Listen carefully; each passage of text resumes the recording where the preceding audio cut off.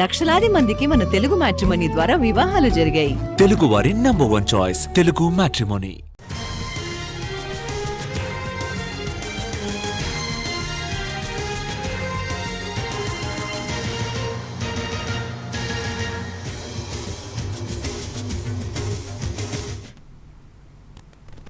నేడు పల్నాడు జిల్లా నరసరావుపేటలో కేంద్ర బృందం పర్యటించనుంది. బర్డ్ ఫ్లూతో 2 ఏళ్ల చిన్నారి మృతిపై అధ్యయనం చేయనుంది వైద్య బృందం. అయితే బాలయ్య నగర్కు చెందిన 2 ఏళ్ల చిన్నారి ఫిబ్రవరి 28న జ్వరం బారిన పడింది. ఎంతకీ తగ్గకపోవడంతో స్థానిక ఆసుపత్రిలో చేర్పించారు. మార్చి 4న మంగళగిరి ఎయిమ్స్కు తీసుకెళ్లారు. 10 రోజుల పాటు చికిత్స అందించినా పాప కోలుకోలేదు.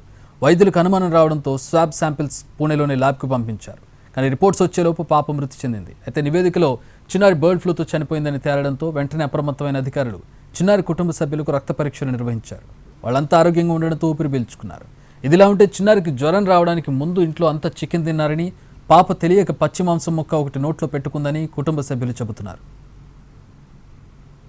ఇక బర్డ్ ఫ్లూతో చిన్నారి మృతి చెందిన విషయం తెలిసిన వెంటనే వైద్య ఆరోగ్య శాఖ అధికారులు అప్రమత్తమయ్యారు. ఆ కుటుంబం నివాసం ఉండే బాలయ్య నగర్లో శానిటేషన్ చర్యలు చేపట్టారు. ఇంటింటికి తిరుగుతూ వైద్య పరీక్షలు నిర్వహించారు. చిన్నారి కుటుంబ సభ్యులతో పాటు చుట్టుపక్కల ఎవరికి కూడా బర్డ్ ఫ్లూ లక్షణాలు లేవని అధికారులు చెబుతున్నారు. ఆందోళన చెందాల్సిన అవసరం లేదంటున్నారు.